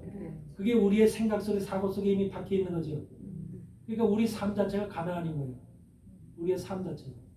진흙으로 만들어진 우리가 내가 열심을 내고 내가 열정을 내고 내가 부지런을 떨고 내가 모든 걸 하면은 뭐가 되리니 하는 생각을 뭐가 목표를 정하고 그것이 될 줄 아는 착각 속에 사는 거예요. 착각 속에. 그렇죠. 그게 바로 가나안의 속성을 가진 우리 인간들의 모습이에요. 그래서 우리가 가나안이야. 바로 가나안. 저주받은 가나안. 가나안이라는 건 바로 그런 거예요. 그러니까 하나님 앞에 이쁨을 받으려면 하나님 앞에 하나님의 사람으로 인정을 받으려면 어떻게 해야 돼? 말씀만 해서. 비워야지. 말씀을 바로 깨. 열정, 열심이 없어져야 되는 거예요. 열정, 열심. 내려놔. 그러니까 그거는 세상 사람들이 생각하는 이성의 이치하고 달라. 아니 목사님이 열정하셨잖아. 아니, 그거는 성령께서 오셔서 성령으로 말씀을 전하는 거기 때문에 그래. 그거는 열정, 열심이 아니라 하나님의 힘으로 하는 거예요. 아, 내 열정, 내 욕심의 열정, 욕심의 힘으로 하는 게 아니라 사명의식을 가지고 하나님이 주시는 하나님의 성령의 열정을 가지고 하는 거예요. 성령의 열정과 인간의 열정은 달라요. 아멘, 아멘. 그런데 가나안이라고 하는 속성은 내가 열심을 했을 때 잘 산다. 돈을 벌 수도 있다. 열심을 내고 새벽서부터 부지런을 떨을 때 바로 우리가 성공할 수 있다. 라는 생각을 학생들이 공부할 때도 새벽서부터 밤까지 열심히 공부했을 때 좋은 학교 갈 수 있고 변호사도 되고 의사도 된다. 이런 목표의식을 가지고 열심을 우리 태어나서부터 그걸 가르치잖아. 자식들한테. 그걸 가르치니까 인생들 전체가 태어나서부터 바로 열정 내는 경주들을 하는 거예요. 경주를. 근데 신앙도 그렇게 따라가죠. 그렇죠. 신앙도 그걸 하는 네, 거예요. 바로. 그걸 가르쳐서 그렇게 하잖아. 목사님. 열정을 내는 신앙을 가르치는 거야. 충성하라. 그게 바로 가나안의 신앙이야. 가나안의 신앙. 그러니까 가나안의 신앙을 가진 사람은 영원히 멸망이야. 영원히 멸망. 영원히 저주야. 하나님은 전지전능하신 분이죠. 우리 아버지는 영의 아버지는 전지전능하신 분이죠. 그리고 그 아버지는 죽은 자를 살리시고 없는 것을 있게 하시는 분이죠. 아멘. 모든 것을 하나님의 이 말씀 한마디로 모든 것이 다 만들어지고 이루어지는 거예요. 그렇죠. 아멘. 나라는 존재도 우리는 인간은 사단은 우리를 열정을 내도록 만들어서 그게 착각인 거야. 그래야만 살고 그래야 성공한다는 것으로 우리에게 착각의 심령을 넣어줘서 그렇게 만들어준 거야. 그런데 하나님은 우리를 바로 어떻게 해요? 너는 나를 의지하라. 영의 아버지 모든 만물을 가지고 있는 나를 바라보라. 나를 의지하라. 아멘. 어린 아기가 엄마 아빠를 바라보듯이 엄마 아빠 바라보면 어린 아이가 똥을 싸든 오줌을 싸든 누가 다 해결해줘? 엄마 아빠가 해결해야지. 아기가 똥 싸는 건 내 똥 내가 치워야지 그러고 하지. 만약에 아기가 내 똥을 내가 치워야지 한다는 그런 생각을 가지고 있다고 쳐요. 없지. 그게 아기여야 징그러요. 그 아기는 아기가 아니죠. 오줌 놓고 똥 싸고 하는 것이 당연한 거잖아. 그런데 그걸 갖다 내가 해야지. 엄마 아빠 내가 할게요. 이런다면은 얼마나 그게 징그러운 애예요. 우리도 똑같아. 내가 모든 것을 해서 하나님 나라에 갈 수 있을 것 같다는 생각을 가지고 내가 이렇게 열심히 하니까 하나님 나라에 갈 수 있죠. 이런 생각을 하는 게 애똥 치는 거하고 똑같은 거예요. 우리는 아무것도 할 수 없는 거야. 하나님 나라를 가기 위해서는 절대적인 100% 하나님이 하시는 것이고 하나님을 의지하는 것이고 아기가 엄마 아빠 바라보면 엄마 아빠가 다 해결해 주는 거야. 아멘. 먹을 것도 주고 똥도 치워주고 오줌도 치워주고 다 해. 아기가 할 건 하나도 없어. 그냥 가서 어질러 놓기만 하면 돼. 어질러 놓고 똥 싸고 오줌만 싸면 돼. 그래요 안 그래요? 그게 아멘. 우리 인간들이 하나님이 만들어 놓은 우리 인간들 피조물들이 하는 삶이야. 아멘. 근데 사단은 우리 속에 무슨 교육을 시켜놨냐면 네가 해야 돼. 네가 해야 되고 네가 열심히 해야 돼. 네가 치워야 돼. 네가 깨끗해야 돼. 네가 노력해야 돼. 요렇게 사단은 하나님과 반대되는 방향으로 우리를 교육시켜 온 거야. 그게 타락과 범죄에 의해 인간 속에 만들어진 의식이야. 그러니까 하나님은 그걸 가나안이라고 하는 거예요. 그걸. 그래서 가나안 땅을 정복한다는 것이 다 이유가 있는 거야. 나를 정복하는, 내가 만들어진 나의 열심과 열정을 정복해야 되는 거야. 그래서 가나안이라고 하는 것이 바로 가나안 땅을 정복한다고 하는 여호수아의 가나안 땅 정복이 다른 것을 얘기하는 게 아니야. 내가 여러분들은 하나님을 의뢰하고 하나님을 바라보고 하나님 앞에 모든 것을 다 맡기면 하나님이 다 해준다는 믿음, 신뢰 이게 있어요 없어요? 있어요. 있죠. 근데 사람들은 그 믿음이 아유 내가 이렇게 노력도 안 하고 이렇게 하나님만 바라보고 의지하면 하나님이 대해 주실까? 그런 생각에 대해서 불안한 생각이 있어요 없어요? 있어요. 완전치 않은 생각이 있죠. 내가 뭔가 손을 대고 뭔가 열심을 내고 뭔가 하면서 하나님 앞에 부르짖고 뭐 하나님 앞에 기대하면 하나님이 도와주실 것 같은 그런 착각이 들지요. 그런 생각이 들지요. 아무것도 안 하고 하나님 나 도와주세요. 하나님 나 살려주세요. 하나님 내 건강 지켜주세요. 나 먹고 살게 도와주세요. 하나님 이렇게 한다면 하나님께서 해주실까 안 해주실까? 해주시지. 믿음 안에서. 이것이 다른 거예요. 믿음 안에서. 하나님 말씀을 읽으면서 하나님 말씀을 깨달으면서 하나님 말씀 속에는 하나님을 바라보면서 하나님을 신뢰하면서 아멘. 의지하면서 하나님 나를 도와주세요. 하나님 나와 하나님밖에 없습니다. 영의 아버지신 아버지께서 나를 지켜주시고 보호하시고 모든 걸 하나님 앞에 나는 내 손으로 내 생각으로 내 지식으로 할 수 있는 게 아무것도 없습니다. 하나님만 바라봅니다. 이렇게 하는 거 하고 이렇게 하는 거 성경 말씀 읽고 성경 말씀을 통해서 기도하면서 하나님 앞에 그렇게 그런 심령으로 나가는 사람하고 또 한 사람은 열심을 내면서 자기 의의로다가 열심을 내면서 노력하면서 땀 흘리면서 충성 봉사하면서 그렇게 하면서 하나님 도와주세요 기도하는 사람하고 하나님을 의뢰한다고 하는 사람하고 하나님 두 사람 중에 어떤 사람을 하나님이 기뻐하시고 택하시겠어요? 말씀 모르는 사람 있죠. 말씀을 안 보고 말씀을 모르면 할 수가 없잖아요. 그러니까 믿어지지라니까 할 수가 없잖아요. 근데 대부분의 지금 사람들은 말씀을 깨달으려고 하지 않고 노력하면은 열심을 내고 충성하면은 그게 하나님의 향한 나의 충성이고 봉사인 줄 알고 그렇게 가리키면서 그렇게 한다고. 말씀을 우선 성경에서 하나님 자신이 말씀을 내 속에 깨달아져야 되거든. 그렇죠. 말씀을 듣는 것도 듣는 거지만 내가 말씀을 처음부터 읽어야 되거든. 읽어서 말씀이 내 속에 들어와야 되거든. 아멘. 아, 이 말씀이 무슨 뜻이로구나 하나님이 뭐라고 말씀하신 이것이 자꾸 내 속에서 하나하나 깨달아지고 이해가 돼야 돼. 그러면서 내가 하는 것을 다 내려놔야 되는 거야. 내가 하려고 했던 것들을 다 내려놔야 돼. 그럴 때 하나님이 도와주시는 거야.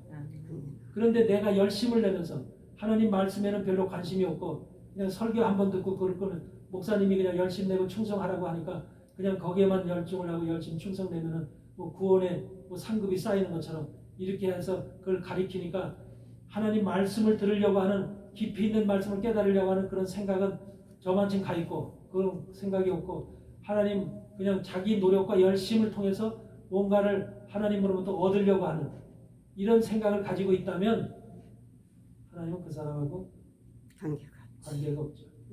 요걸 얘기를 합니다. 그러니까 하나님의 일을 할 때는 하나님 말씀에 가장 먼저 하나님과 가까이 될 수 있는 것은 하나님 말씀이야. 아멘. 아멘. 말씀이 내게 와야 돼. 말씀은 들으면서 온다 그랬어. 믿음은 들으면서 온다 그랬어. 그러니까 듣지 않는 사람은 말씀이 없는 거야. 듣기를 원하지 않는 사람은 말씀을 싫어하는 거야. 하나님과 함께하고 싶지 않은 거야. 그러면서 자기 노력만 하는 거야. 자기 열심만 하는 거야. 이것이 현대 교회의 문제라는 거야. 진짜 하나님을 제대로 하려면 우선 말씀을 들어야 돼. 말씀을 듣는 게 첫째. 그 다음에 말씀을 자기가 읽어야 돼. 읽고 깨달아야 돼. 깨달으려고. 못 깨달으면 하나님 말씀 깨달을 수 있도록 지혜를 영을 주시고 영적인 비밀의 계시의 영을 주셔서 이 아멘. 말씀을 깨닫게 해주세요. 라는 기도를 통해서 하나님과 자꾸 그런 교제가 이루어져야 돼. 아멘. 말씀을 하나님의 뜻을 영의 아버지의 마음을 깨닫기 위한 그 기도를 해야지. 주님 내게 사업도 안 되게 돈도 이번 달에 내가 이 돈 없으면 이거 하나님 망합니다. 사업체 무너집니다. 도와주세요. 이런 기도만 하면 안 된다는 거예요. 그런 문제는 세상적인 모든 삶의 문제, 사업의 문제들은 엔게디까지만 가면은 모든 것이 100% 다 해결된다는 거. 아멘. 아멘. 예? 엥겔. 그리고 이삭이 우물 파는 작업에서 에색, 신나, 러봇이 있잖아. 에색이라는 것은 여러분 우리가 영적 신앙생활할 때는 에색이라는 다툼이 생긴다. 에색이라는 사단이 우리 속에 와서 빼앗아 뺏었어. 빼서 우리가 판 우물을. 그래서 에색이라는 것은 다툼이야. 사단과의 다툼이 생겨 우리 안에서. 그러니까 남편도 만약에 우리 강 권사님이 영적인 생활을 지금 영적인 거에 모든 몰두하면서 그걸 말씀을 깨닫게 영적 생활을 하고 있어. 그런데 옆에서 괴롭히는 자가 생겨. 에색이라고 하는 단계에서 옆에서 괴롭히는 자가 생기고 말씀을 듣지 못하고 깨닫지 못하게끔 하려고 방해하는 세력. 그게 다툼이야. 내 마음이 괴로워, 번거로워. 다툼이 생기는. 그래서 또 그걸 넘기고서 또 우물을 또 파. 영적 단계의 우물을 또 파. 그거 신나요. 그때는 뭐냐면 대적자가 생겨. 다툼을 넘어서 대적자. 대적자는 이제 완전히 칼과 총 들고 와서 죽이려고 하는 대적의 심정을 해서 원수의 심정을 가지고 와서 우리를 치려고 하는 대적자가 생겨. 근데 그것이 영적 생활에서는 당연히 사단이 우리에게 오는 사단의 세력들이야. 근데 그것도 넘었어. 신나도 넘었어. 그랬더니 로봇이라는 단계가 돼. 그러니까 사단도 우리의 영적 단계가 어느 정도가 되느냐에 따라서 우리를 갖다 괴롭히는 단계, 대적하는 단계들이 다 있지만 로봇이라는 단계는 이제 사단이 손을 드는 거야. 나는 이제 더 이상 너하고 관계 안 한다. 너는 하나님에게 미쳤으니까 이제 나는 너를 이제 손 못 댄다. 너하고는 관계 없다. 내가 더 이상 괴롭게 안 할게. 이게 로봇이야. 그래서 로봇이라는 말의 뜻은 네 앞에 강권사님 앞에 이제 넓은 광장이 열렸다. 넓은 광장이. 그러니까 영적 광장이 열렸다는 거야. 마음대로 네 마음대로 이제 가라. 영적 생활을 하려면 네가 얼마든지 할 수 있는 영적 로봇의 관계. 그 로봇의 관계가 이제 문이 열렸으니까 광장이 열렸으니까 누가 괴롭히는 세력이 없어. 사단이 이제 괴롭히는 세력이 없으니까 우물을 마음대로 영적 우물을 마음대로 팔 수가 있는 거야. 파면서 가면서 이제 부엘세바까지 가는 거야. 그 단계, 로봇서부터 부엘세바까지의 그 단계, 에셋과 신나를 넘어서 로봇서부터가 우리의 영적 단계가 돼야지 사단의 괴롭힘이 없는 그런 단계가 되는 거예요. 성경이 말씀하는 게 전부 다 지금 우리 삶의 우리의 영적인 신앙생활의 단계를 얘기를 하는 게 단계를. 그걸 깨닫지 못하면 그냥 글로 다 지나가고 마는 거야. 그 단계가 무슨 단계인지, 우리의 신앙생활은 어떤 단계인지, 사단이 나를 괴롭히는, 우리 사단과 하나님의 싸움이 영적 싸움이잖아. 선과 악의 영적 싸움이잖아. 우리 삶이 그래.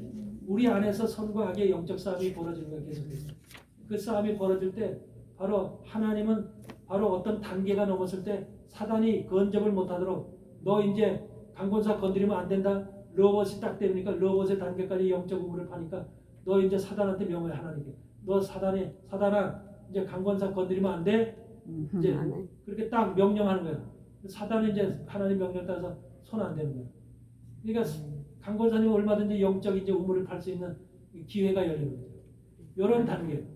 그것이 이제 로봇의 단계에서부터 엔게디의 단계, 이삭에게는 로봇의 단계, 다윗에게는 엔게디의 단계, 그리고 이제 에스겔서에서는 엔게디와 에네글라임의 단계, 이 단계가 전부 다 계획적으로 다 되어 있는 거예요.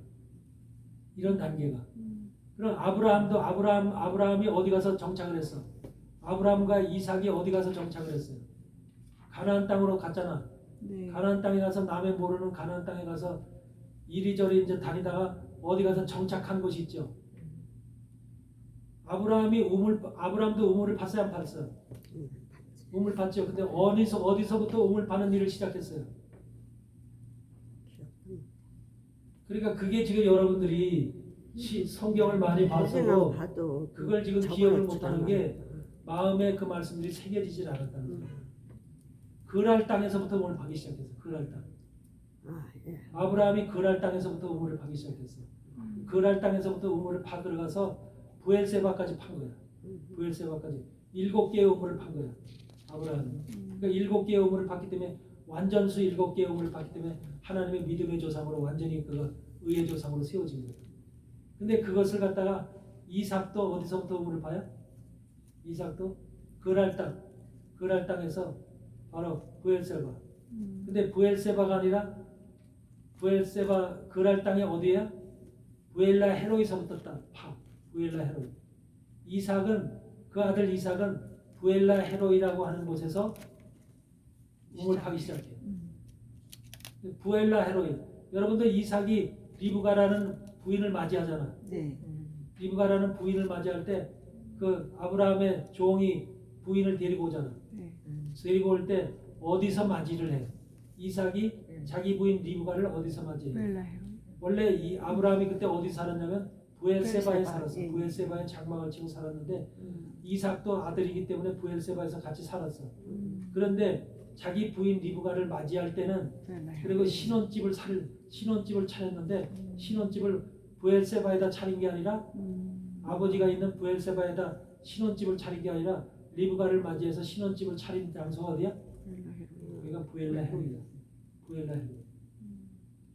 왜 부엘라 헤로이까?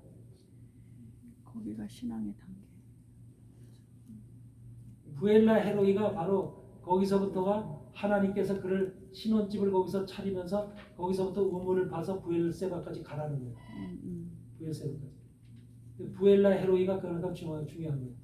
우리가 우물을 파는 것이 부엘세바의 우물을 파는 거예요. 부엘세바는 한참 높은 경지의 우물이야. 7개의 우물이기 때문에. 근데 부엘라 헤로이는 이제 뭐야? 부엘라 헤로이라는 말을 최초로 한 사람이 누구야? 이만큼 성경을 100번 1000번 읽었어도 그걸 몰라. 그냥 읽어만 갔지 뜻을 모르니까. 읽어만. 부엘라 헤로이라는 말을 가장 먼저 한 사람이 아브라함의 첩 하갈이야. 하갈. 애굽에서 노예로 종으로 불러왔던 하갈. 사라 대신에 아기를 못 낳으니까 하갈을 붙여서 이스마엘을 낳았잖아. 그 하갈이야. 하갈. 그 하갈이 이방 여인이잖아. 이방 여인이 아브라함이라는 믿음의 조상의 부인이 돼버렸어. 그래 자식이 이스마엘이라는 이삭을 낳기 전에 이스마엘이라는 자식을 낳았잖아. 근데 그 사라가 이삭을 낳았을 때 그 이제 집에서 쫓아내잖아. 이스마엘을 쫓아내고 또 이삭을 쫓아내고 이스마엘 쫓아내고 하갈 그 엄마 하갈과 이스마엘이 쫓겨나잖아. 쫓겨나서 어디를 가? 쫓겨날 때 광야로 가는데 물이 없어서. 근데 이걸 아셔야 돼. 하갈과 이스마엘이 어디서 방황하는지. 그거 방황한다고 나와. 물이 없어서 광야에서 방황한다. 아 거기가 광야에서. 벨라헤로이에요. 근데 어디서 방황하냐면 부엘라 헤로이에서 방황. 부엘라 헤로이에서 물이 없는 곳이. 물을 찾아서. 근데 그런 이름을 대수롭게 생각을 안 했거든. 근데 보세요. 자기 남편, 자기의 친남편은 아니지만 후처지만 자기 남편이 믿음의 조상이야. 그렇죠. 근데 말씀 들었겠죠. 사라는 여인은 자기의 본처잖아. 네. 본처인데도 불구하고 아브라함이라는 믿음의 자기 남편에 대해서 이 하나님의 선지자고 하나님의 사람이라는 것을 깊이 깨닫지 못해. 사라는. 근데 이스마엘이라고 하는 어머니는 하갈은 이방 여인인데도 불구하고 와서 우리 남편 아브라함은 어떻게 저렇게 하나님을 만났었을까? 아브라함이 하는 일은 어떻게 하나님이 저렇게 도우실까? 하나님의 사람을 어떻게 저렇게 복을 받았을까? 이런 것을 생각하는 여인이 하갈이야. 이방 여인 하갈. 그러다 보니까 아브라함이 부엘세바에서 살 때 하갈도 거기 가서 같이 살았어. 네. 그러니까 부엘세바라는 영적인 샘물이 나오는 곳이잖아. 7개의 샘물이 나오는 곳에서 하갈이 같이 살았어. 그러니까 하갈은 무엇을 원했냐면 나도 우리 남편과 같이 영적 샘물을 쏟아나는 그런 삶을 살고 싶다는 소망과 꿈이 있어. 첩이지만 본처인 사라는 그런 생각이 전혀 없는데 첩인 하갈은 그런 생각을 가지고 있어. 그러니까 쫓겨났는데도 불구하고 사라에 의해서 아들 손잡고 쫓겨났는데도 불구하고 어디를 방문하냐면 부엘라 헤로이. 부엘라 우물이 있는 곳에서 방문하는 거예요. 우물이. 근데 육적인 우물이 아니라 영적인 우물이기 때문에 보이지 않는 거예요. 눈에. 아셨어요? 부엘세바의 우물은 영적인 우물이거든요. 그러니까 그 부엘세바 근처에 있는 부엘라 헤로이에 거기서 헤매는 거야. 광야에서. 그 이유가 부엘라 헤로이라는 곳에서 헤매는 이유가 우리 남편이 부엘세바의 7개의 우물, 영적인 우물을 파서 그것에 하나님과 함께하면서 복을 받는데 하나님 나도 이 부엘세바의 우물 7개의 우물을 먹을 수 있고 만날 수 있는 축복을 주세요. 어떻게 하면 이 우물을 만날 수 있는가? 지금 소망과 꿈을 가지고 거기를 방황하는 거야. 헤매는 거야. 기도하면 찾는 거야. 기도하면서. 그게 하갈의 심령이었던 거야. 그래서 물을 주셨구나. 그래서 샘물. 그러니까 하나님이 바로 그 부르짖음을 듣고 부엘라 헤로이라고 하는 것은 뭐야? 부르짖는 자에게 주시는 물이라는 게 부르짖는 자에게. 네? 부르짖는 자에게 하나님이 하갈에게 샘물을 주시는 거야. 그렇지. 그러니까 하갈은 하나님이 주시는 샘물을 맛본 자야. 맛본 자인데 사라는 본처이면서도 샘물을 맛보지 못했어. 그러니까 믿음의 간절함이 사라한테 있는 게 아니라 하갈한테 있는 게 이방 여인 하갈한테. 갈라디아서 4장에서는 그 하갈을 바로 뭐라? 이방인의 조상 어머니라고 그래. 하갈을. 하갈이 우리의 어머니야. 사라가 유대인의 어머니면 이스라엘의 어머니면 하갈을 갈라디아서 4장에서 바울이 뭐라고 기록하고 있냐면 이방인의 어머니라고 기록하고 있어. 우리의 어머니. 그러니까 그렇기 때문에 우리의 어머니인 하갈은 벌써부터 아브라함의 첩으로 살 때서부터 이미 영적인 것에 관심을 갖고 있었던 그런 존재가 하갈이었던 우리의 어머니인 하갈이었던 거야. 아셨어요? 거기에 상당한 비밀이 있는 거야. 상당한 비밀이. 그렇네요. 그러니까 하갈을 여러분들 목회자들이 보면 설교할 때 하갈을 안 좋은 여자로 평가를 하는 거야. 첩으로. 이스마엘의 어머니라고 해서 안 좋은 평가를 하고 그렇게 하는데 절대적으로 안 좋은 여자가 아니에요. 물을 사모하고 영생의 물을 사모하고 그걸 찾던 여인이 바로 부엘라 헤로이의 하갈이야. 그래서 하갈이 부엘세바까지는 못 갔지만 샘물을 맛보고 하나님이 샘물을 주신 거야. 근데 이삭이 그 부엘라 헤로이의 그 장소에서부터 우물 파는 일을 시작하는 거야. 아멘. 그러니까 여러분들도 바로 여러분의 어머니가 사라가 아니라 하갈이라는 거. 하갈이라는 거. 이걸 기억하세요. 아이고, 오늘 저녁부터 성경 봐야 되겠네. 이렇게 아니, 알고 봐도 그냥 넘어갔지. 이 뜻을 모르는 거야. 뜻을 설명 안 해주면 내가 그 뜻을 어떻게 알아? 그냥 보고 이렇게 넘어가지. 여기 설명해 주면 이제 그냥 아는 것만 알아. 쉬운 것만. 맞아요. 우물을 7개 팠다. 그냥 그렇게. 좀 쉬었다. 하갈이가 그렇게 울고 대성